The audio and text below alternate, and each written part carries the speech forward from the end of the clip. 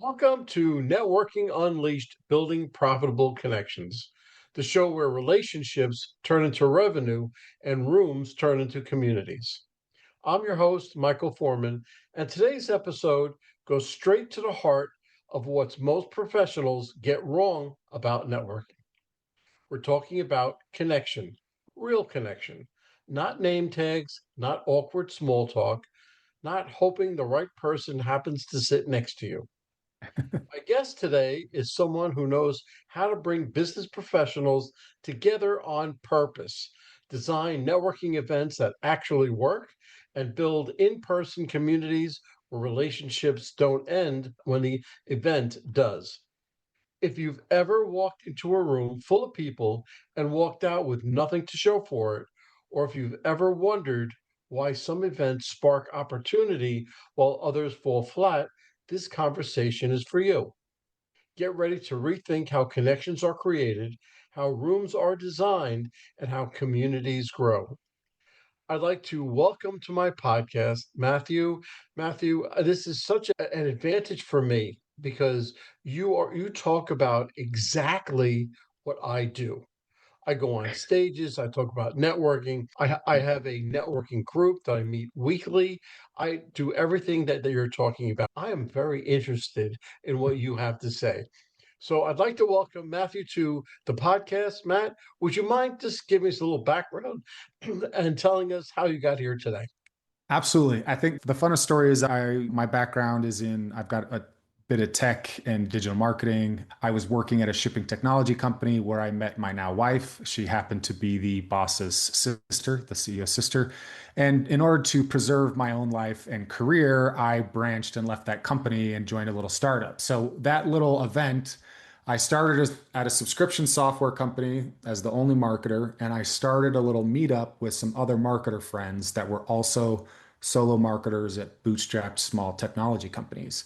And those two things happened from that one decision and have subsequently grown into two businesses that I run today, which is I do a lot of work with subscription brands, but that small little marketing meetup has grown into a really large community here in Utah with monthly meetups, workshops. We do two annual conferences, and it's all about putting people in rooms because I've always found in my experience, I would rather learn from, say, someone like you, Michael, who's done it before, than go watch a YouTube video from somebody that I have no idea what's true or what's not. So that's the whole ethos behind our community is you can get solutions from your peers. How do we get peers in a room so that they start talking is really what we do. And that's perfect. It really is because I too believe that the one-on-one or the in-person networking is goes far beyond that of Zoom or anything else. And here's the biggest reason. You can't pick up the vibe of the person. You can't pick up the vibe of the room. You get a feeling of how the room is just by Right. when you walk in. And you don't get that through Zoom. You're a Exactly. nice guy, you're a great looking guy, but I don't know what's happening Right. here. All right, Exactly. so let me jump Exactly. into the questions. Number one, okay, you're connecting with business professionals. What separates introductions that go nowhere from ones that turn into real opportunity? This is so fascinating because I was actually helping my sister with this because she's in HR and I don't know a lot about HR, but I'm a connector. And so I actually asked her this yesterday. I said, can you tell me one thing about you that would make you stand out compared to somebody else that does HR? And she started listing all the things that she's not necessarily super well trained in, and then landed on the one thing, which is I'm really great at hard conversations and helping people with management and interpersonal office relations. And so I said, great. I then went into a group chat where I went in with a ton of other business leaders and said, hey, I have an HR professional who's really great with, and I said what she told me. And I got a response immediately from a leading HR person here in Utah to say, I'd love to connect with her.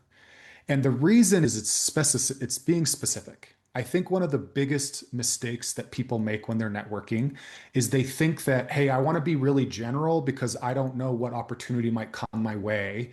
I want to be really open to opportunity. And I run into this all the time with people that are looking for jobs or looking to hire from somebody.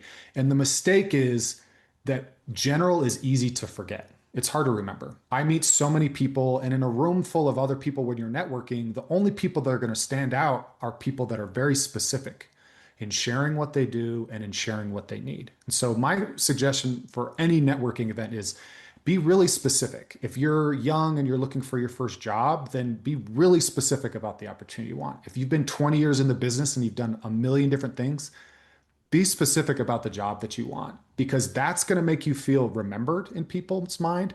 And they're also going to immediately think of that's because that's how we all talk to each other, right? So Michael, if you're saying, hey, Matt, I'm having issues with HR because our current HR person can't deal with hiring and firing and all this stuff we're going through. Okay, boom. I think of the person I know. If you say, hey, I need a benefits person, I'm going to wonder if I know a benefits person. So being that specific, I think, is the biggest difference in great networking. I can't agree enough. One thing I've always taught, and when I coach students, when I coach people, when I coach professionals, they always have all these things that they do. And I say, pick a lane, Right, something, because when you go out and you do your 30-second speech or whatever the hokey thing that is, right? But if you do five things, don't come out and say all five things. You have to right. pick one, expand on it. The next week, you can pick a different one and Right. expand on it. But while you're talking, just pick a lane. So that's very good advice. Okay, you've created successful networking events. What's the biggest reason most events fail to produce meaningful relationships? Yeah, I'd say that it's twofold. One is like within individual events, you need to really understand like the purpose of why people are coming, I think, right? If we're putting on an event to try to connect, say, legal professionals, that's not specific enough, like we were just saying. What is the reason why somebody should attend? And if you understand that reason very clearly, hey, we're trying to help legal law firms that are looking to expand into new markets. Okay, that gives everybody a compelling reason to come. You can create content that matches that need, and you can create other ways to facilitate that. So I do believe having a very specific goal for why people should show up is an important way to do that. I then think the secondary thing is about consistency. I've seen too many times. I've been doing our event business for 5, 6 years now, and there are plenty of times where people don't show up, or nowhere near as many people show up as I thought would. And there are times when twice as many people show up. And so I think the other mistake is not understanding how much consistency and feedback are important in that. It's not just, hey, we're going to do a networking event next month. And if it works, if it doesn't, we'll go on to the next thing. It's no, we're going to plan networking events over the next 6 months. And this is our commitment to doing those things. This is how we're going to show up. This is how we're going to try to get people excited, how we're going to get people coming back. Because I have found the fun thing about it is if people really enjoyed your event and you can't tell them that you have another one coming, you're missing that excitement. Like you want to capture that. So those are the two things: is being really specific and building your events around those goals and doing them over and over again and not giving up just because it seems hard. Okay, so now the events that you've produced, are they events like businesses have tables, or are they just big networking events? We do a little bit of both. So we'll generally do say like a speaker or a panel around a topic. That's something I really like because people like to come out and learn from somebody they know or have heard of, for example. And it's generally around a topic. So for us in the e-commerce space, there's so many different versions, there's so many different aspects of e-commerce that we can pick a lot of things, but we generally say try to start with something that appeals to a broader audience.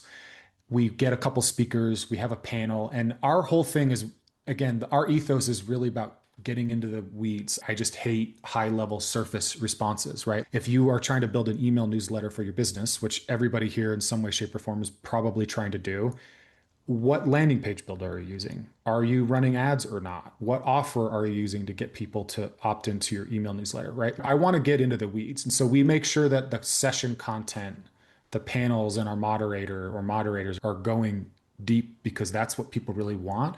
And then we leave time after for Q&A and open networking. So we then facilitate conversations with everybody who's there. We don't necessarily do a ton with trying to make sure everybody in the room goes around, although we do some things often with trying to get people to show who they are for other people that want to connect with them. But that's really what it's all about for us is we want to provide some content We give that's the a lot of the reason why people show up. But the networking is what everybody talks about as being the reason that they love it so much is the people they meet afterwards, the 5 to 10 people they chatted with after the event. And sometimes that's the speakers, right? Sometimes I really wanted to connect with so and so and they were so helpful. Other times it was like, hey, somebody 2 rows behind me. It turns out they're in the same position I'm in, and we're now sharing notes and we're going to get coffee next week. That happens all the time with our group.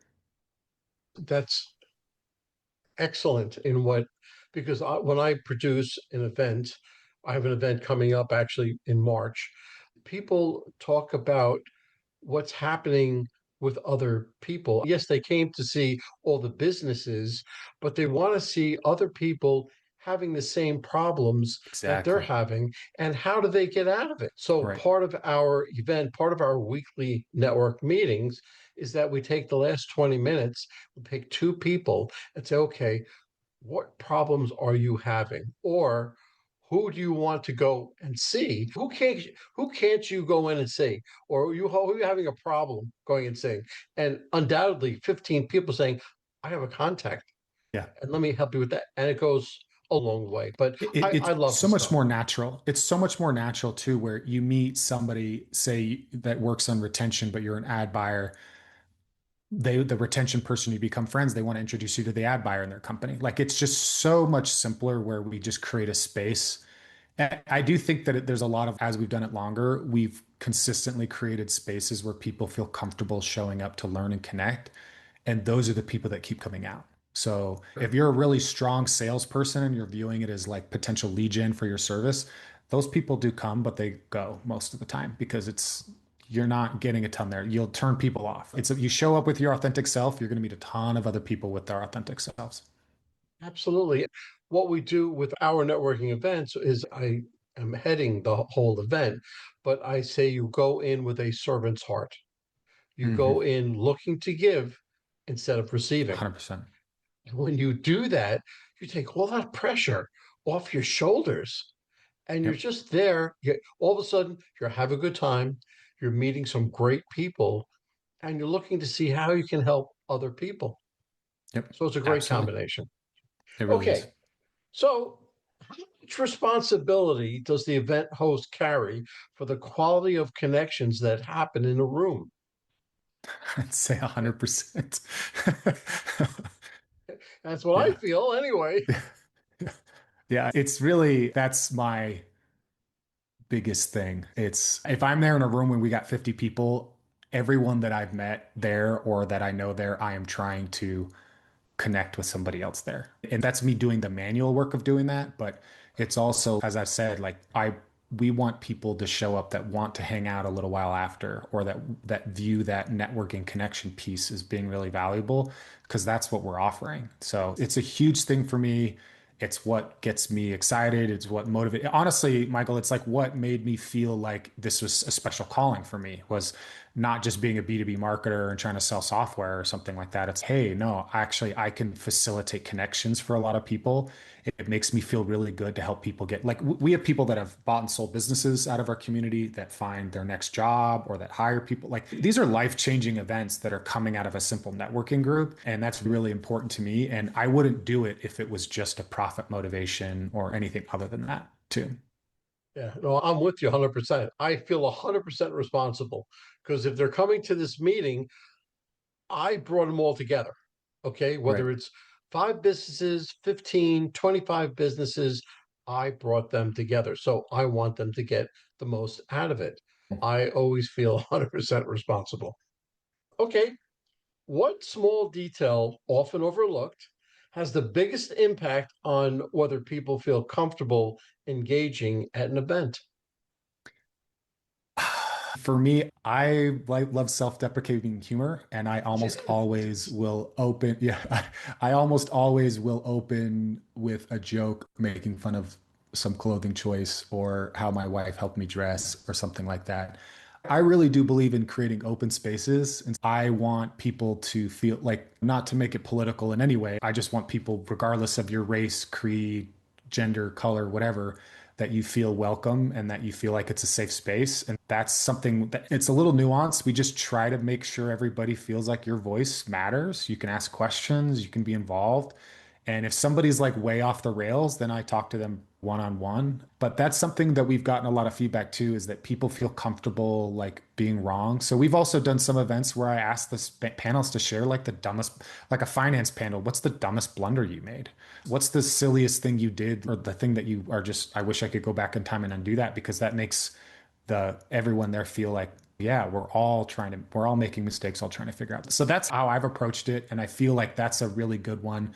Because otherwise, like icebreakers and stuff like that are just a mechanism for trying to enable some of that. You keep talking about vibe. It's really hard to set a vibe, but people know when it's off. And so you have to look at small ways you're positively influencing the vibe in the room. Otherwise, people just will be turned off.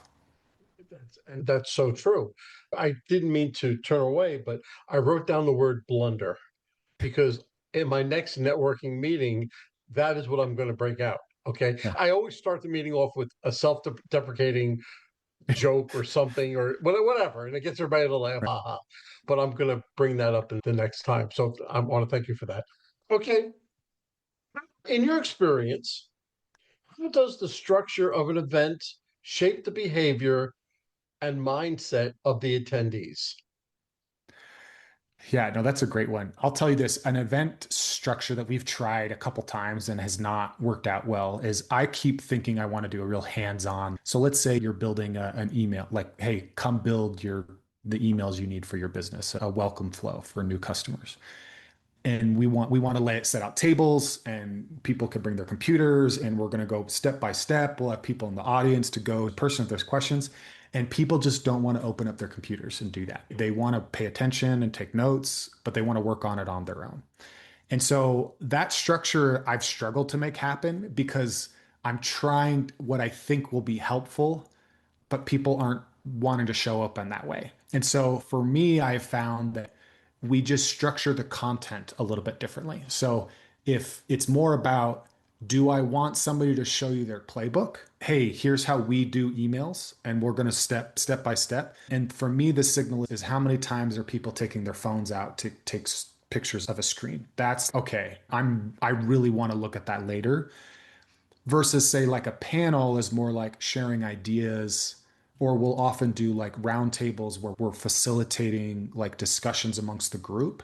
So that type of format does change how people show up and how they engage. Am I taking notes furiously as you're walking through your playbook? Am I just getting some really great ideas here from the panel? Or, hey, I can actually ask questions for my specific problems in this roundtable format, is how we've been figuring things out and are continuing. And we do those formats at our big conference. I try to do a version of each of those things because it's just a different layer of information and how people can digest that. Because it's really hard to say be at a full day workshop where you're taking notes furiously the entire time. You need to break it up for people. Yeah, my workshops are about 3 hours. So it's a half day workshop, but that's how I can tell if I'm getting the point across by how many times people take the cameras out and take a picture of my slide. Right. So I'm a decent judge of that. And when nobody did it, my entire workshop, something was wrong. Mm. I messed up on somewhere, somehow, but I'll go back and I'll check that and I'll change that and correct it. But that's how I can tell. You focus on building communities in person. What changes when people see each other regularly instead of just one off events? It's relationships and those connections. You start hearing about personal things like, I'm having a baby, I'm getting married, I'm moving to this new company. And the fun part about that is that does deepen like the connection, but it also actually just creates more context for, hey, I'm moving to this new company. Do you know anybody who's doing XYZ? Because we're hiring for that too. Right. It's, hey, we're starting this new initiative. Like, do you want to partner on it with us? That kind of thing. That's what I find when more and more people show up, they become resources for each other. Like early on, our community, I spent a lot of the connection was just me connecting people. And we have a Slack community with about 1,300 people in it. And a lot of early on was me just trying to poke the audience to get with some fake questions to get some people to respond. And now, when you're talking about a community, a real community is not based off of Matt's network of relationships. It's based off of the relationships in the group. And so that doesn't happen without seeing people regularly or interacting with them on Slack in addition to seeing them regularly. And so now there are people that are solving each other's problems, and I have no idea that it's happening. There are people that are inviting people to upcoming events, and I have no idea that it's happening. So that's the beauty that you get when you start. That's why that consistency matters. It matters not just for your content, but for the people. I agree 100%. 100%. What's the difference between a group of attendees and an actual business community? Yeah, I think it's are people what are people doing when they're not there? And that's like similar to what I was just saying, is that I come here to learn and then I go back to my business. I come here to learn. I'm going to go talk to and so because they can help me in my business too. And that's I think that's that secondary one of feeling like you're connected, that you have friends and allies. Again, our whole biggest thing is like if you've been using a tool or you're struggling with a landing page builder or an email builder, okay, I can hop onto my Slack group and ask this question, and then I get 4 or 5 responses. And oh yeah, I remember Jenny. She actually was on a panel about this 2 months ago. I'm gonna pay attention to this. Or somebody else is gonna jump on there and say, if you haven't heard from Jenny before, she's a real pro and she knows what she's talking about. And that's happening all the time because of those connections. Okay. Do you encourage collaboration instead of competition when you bring professionals from similar industries into the same room? Yeah, it's that one's a little tricky because sometimes we get if we have sponsors involved, we have to be a little bit more careful, right? If I have a sponsor on email, I'm not going to bring in an email expert from a competitor. But other than that, we just push really hard on that collaboration element that if you feel threatened by other people that do what you do, this probably isn't going to be the best space for you because that's a really bad vibe. The vibe should be I do A, B, C, you might do A, B, D, but that's okay. We have some overlap and we have different opinions. The audience, because from my perspective, the audience actually needs different and sometimes conflicting opinions. Because if they hear the same thing and they hear the same thing online and the same thing when they're hitting ChatGPT, they're really not learning and they're not being pushed to try to test that as a hypothesis for their own business. Because as we all know, there's no real universal rules that work for everybody in every place and every time. And so competitive views are important. And we often will try to balance that with, say, a panel of 3 people might be a person who's, say, I'll use HR, say an HR representative from a company, an HR representative from a company, but then they have an HR consultant. And so that way we can get different perspectives. Hey, in our company of this size, these are our pain points and what we're doing. Well, our company's a little bit of a different size and we're using a different software and we have some of these other concerns. And then the third person's like, yeah, I've seen those 2 things and 50 other things. And here's a lot of things to keep in mind. And those different perspectives are, I think, what's most valuable when you have a room full of 50 people and you're not exactly, not everybody's has the same problems that need to be solved. Companies vary in size, obviously, and you use different size. I'm just using your HR thing, but you can't compare a company that has 50 employees to one that has 15 employees to the one that Right. just has a mom and pop. So different needs for different people, and they different people they promote exactly what they're after, which is, oh, I just like companies that are 50 people and above. I only like companies from 20 to 50 employees. And they have their differences. So you get a completely different perspective on the same issue, but from different companies. So, yes. Okay. So, what habits should attendees adopt after an event to turn good conversation into lasting relationships? I think it comes back to this specific thing. It's not just how you show up when you're being like, I'm specifically, this is how I'm showing with this event, but also specific asks. I think for the hard part is when you meet somebody new, they're doing cool stuff. You think maybe you could be friends or that you should collaborate on something. Can you think of a specific next step? Hey, I'd love to pick your brain on this one area of your business. Can we get coffee sometime or do a Zoom call or something like that? I think that's really important is just being really specific in how you show up, but also what you ask of other people. And then, yeah, I think it is just like looking for, I always like asking other people too, what other events are you going to? What other things like this are going on? Because there might be stuff that, that maybe I didn't know about so that I could show up to that too. And that's another touch point. Yeah, my biggest thing with when I go on stages or I do a workshop or even coaching, I always tell them that the follow-up is so much more important than even meeting the person. Mhm. Your follow-up is just so important. And it's not only that you follow up, but how you follow up, when you follow up, what do you say when you follow up? All of this is so very important, Yeah. whether you're going to turn the other person off or just say, hey, that's a great idea. Let's grab a cup of coffee. There's Yeah, so much exactly. involved with that.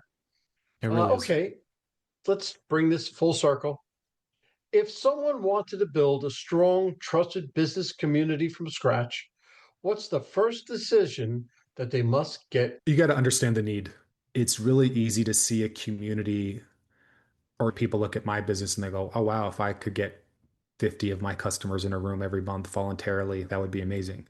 It would be amazing. That's not how the world works. So, understanding a real need. And so, for us, like I've said, that need is around people really wanting insightful information on what they could do inside their business and also the power of community. So you need to be thinking really clearly about what problem you're solving and also think through all the other ways that people are answering that problem. I think the hard part is like entrepreneurs and business owners is that we think that what we're coming up with is unique when the reality is 55,000, 5 million people are already thinking of that same problem and have different opinions on it. So you come up with that idea and then test it. It should be like any other business idea or any kind of experiment. You have a hypothesis. Hey, we think that we're struggling to get operations people, like people that do sourcing and fulfillment. They're typically not big networkers. Like marketers are networkers, usually, in our experience. We're trying to create more opportunities for those operators to come out because we think that they would actually appreciate connecting with their peers. There's just not really a format for them to do that. I might be totally wrong in the next couple of months, and we'll pivot into something else for that part of our group. But that's how you got to evaluate the pain point and think if your solution will actually answer that. And then again, it comes to everything else I've already said about you have a goal now for the event. You need to make sure that you're managing everything related to the event so that goal can be achieved. It's great, valuable information. This is such golden information. I can't begin to tell you. And I'm saying that from somebody who knows. Right. Okay. So obviously, you just know what you're talking about. If somebody wants to contact you about an event or they live in Utah or whatever the case may be, what's the best way that they can get hold of you? Yeah, you can find me on LinkedIn, Matthew Holman on LinkedIn, or come check out our website, ccatalyst.co, if you want to come to an event in the future. We're open, willing. When you were asking that competition question earlier, I was smiling, thinking like there are other communities and events and conferences that have come and gone in Utah. And we love working and collaborating with anybody because our whole mission is just to connect and empower people. So we don't view anybody as a competitor in that space. So Great. This is the difference between attending events and belonging to something bigger. Real networking isn't accidental, it's designed, it's mhm. guided. And when it's done, it creates a momentum that carries long after the room emptied. If today's conversation made you rethink how you show up at events, who you connect with, or how you would build relationships over time, take one action this week. Reach out, follow up, be intentional. Share this episode with someone who hosts events, builds communities, or wants stronger business relationships. Make sure you subscribe to Networking Unleashed, building profitable connections, so you don't miss conversations that help you connect smarter and grow stronger. And if you're ready to build relationships that actually move your business forward, visit Forman.com to learn how I work with professionals, teams, and organizations. So until next time, show up with purpose, connect with intention, and build communities that last. Matt, I want to thank you again for coming on the podcast. You were a great guest. Thanks. You're a great host. Well, hold on, folks. Don't go anywhere. Let's hear from our sponsors. David Neal, co founder, Revved Up Kids. Revved Up Kids is on a mission to protect children and teens from sexual abuse, exploitation, and trafficking. They provide prevention training programs for children, teens, and adults. To learn more, go to revvedupkids.org. Henry Kaplan, Century 21. When it comes to making the biggest financial decision of your life, leave it in the hands of a proven professional, Henry Kaplan. Henry is a global real estate agent with Century 21, celebrating his 41st year in business. No matter where you're moving, Henry has the right connections for you. You can contact Henry at 561 427 4888. A huge thank you to our guest for sharing such incredible insights today. And of course, a big shout out to you, our amazing listeners, for tuning in and spending your time with us. If you're interested in my digital courses, being coached, or having me come and talk to your company, just go to Michael and fill out the request form. Remember, networking isn't about being perfect, it's about being present. So take what you've learned today, get out there, and make some meaningful connections. If you've enjoyed this episode, please don't forget to subscribe, leave us a review, and share it with someone who could use a little networking inspiration. Let's keep the conversation going. You can find me on Apple, Spotify, Pandora, YouTube, or my website, forman.com/podcasts.